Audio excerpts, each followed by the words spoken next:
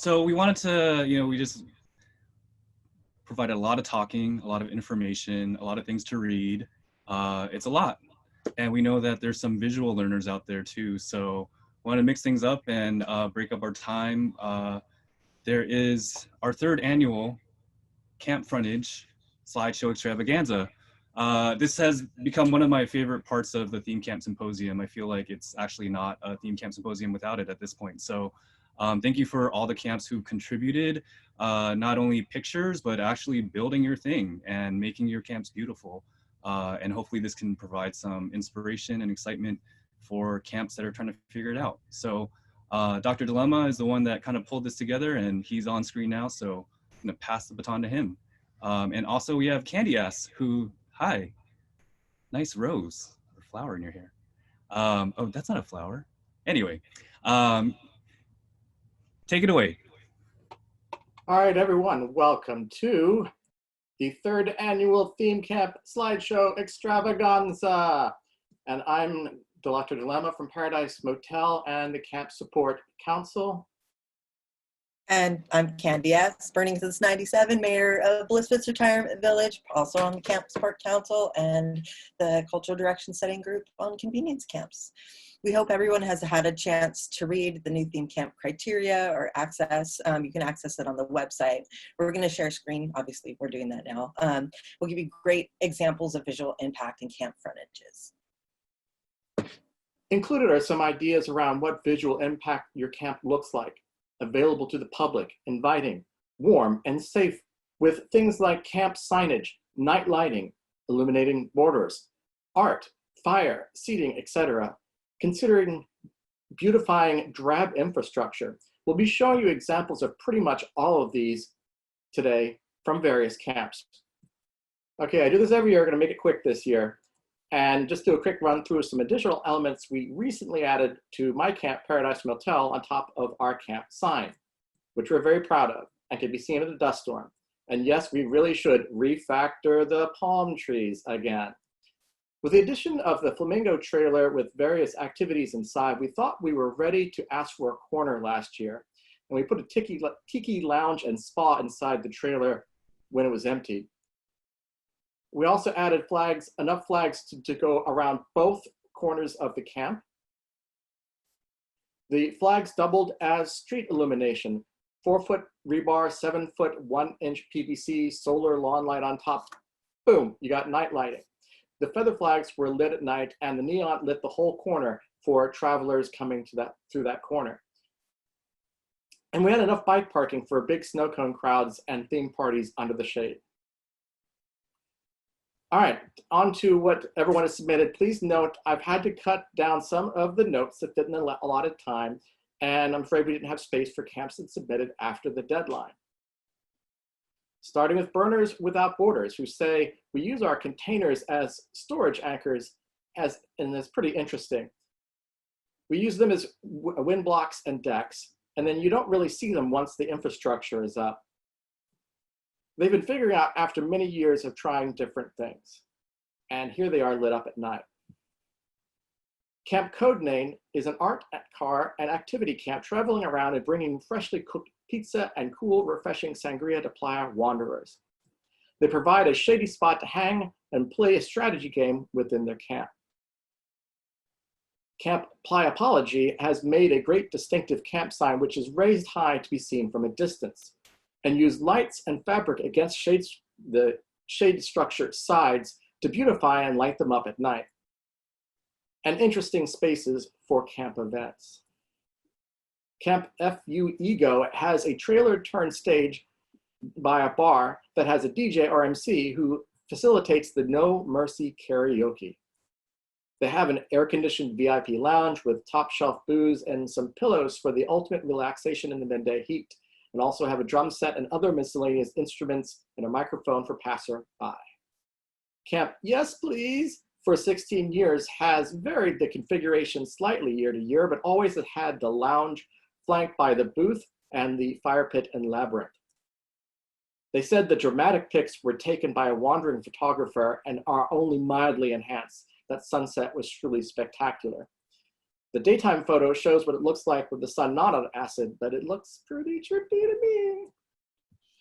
Determined to stand out in a sea of beige, Comfort and Joy creates a fluorescent oasis that is designed for both daytime and nighttime thrills and chills. It's impossible to drive by without smiling as their art beckons you to come and explore the colorful flowers, flags, and kinetic art and activities.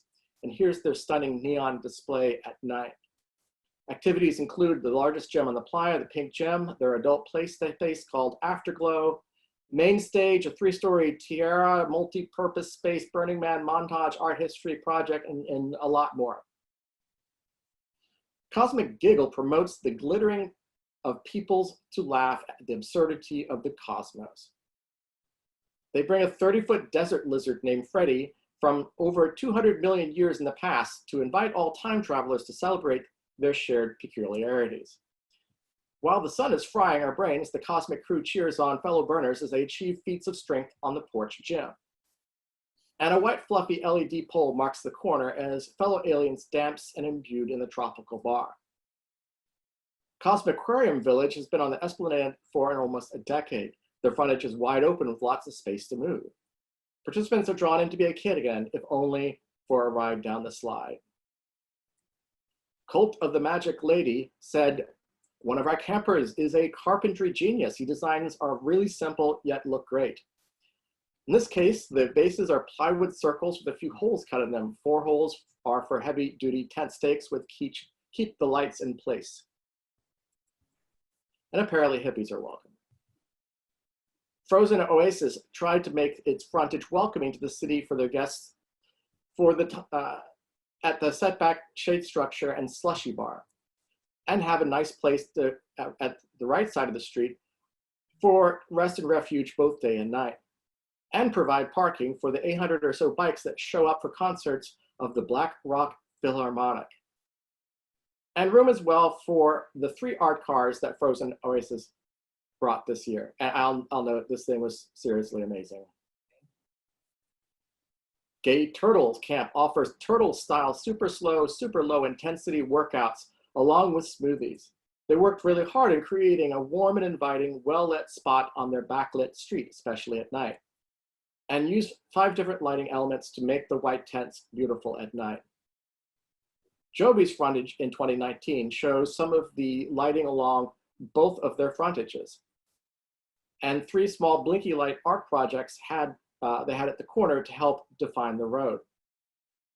Here's Leopard Lounge and their lovely crew, who actually serve as part of the decorations by wearing costumes. Their frontage has a distinctive, unique flavor during the day, and they've added some floodlights for lighting at night. Here we have Liminal Lounge frontage, which includes nightly film screenings, as well as an array of daytime interactivity. Married movie madness meshes with delicious daytime distractions for curious burners. There, I said that. Looking to test their capacity for absurdist hilarity. Mindwork, located in Silicon Village with an 18.5-foot high geodesic dome and a platform for viewing the city. And the Giant Slide, lovely chill space in the dome with hammocks and pillows, complete with soundbar, and smaller white covered dome in their active art space. And here they are at night. I'm going to turn over to Candyass for the next camp. All right. Hi. Here you'll find Mobility Camp in the Center Camp Plaza, and they're easily found by their sunrise array of crutches. You might spot their mobility obstacle course too. They invite you to come sit in the shade and discover what they do. Mobility Camp gets people out to see art and the burns who couldn't get out there under their own steam. Climb on a wheelchair accessible trailer with benches, and off you go to discover the wonders of the playa, and tell your friends with disabilities that think that they can't come to playa to look them up. They're fabulous. Now we've got, during the day, burners passing by mud skippers can play a spontaneous game of ring toss, or they can come inside in their big shady atrium to enjoy some jungle music and fruit smoothies. At night, vibrantly colored LED rope lights outline mud skippers' walkways and structures, and rotating emergency beacon lights at the top of their towers that can be seen from deep playa. Next up, We have, well, and my personally, I love Pink Hearts. They're a great camp to have on Esplanade because I've used them and their tall signs for years deploy to find my way home. They also have pretty iconic night signage and line their camp with signage and lighting. I continue to point camps to Pink Heart as a great example of how to be mindful of all directions of your camp signage to the community.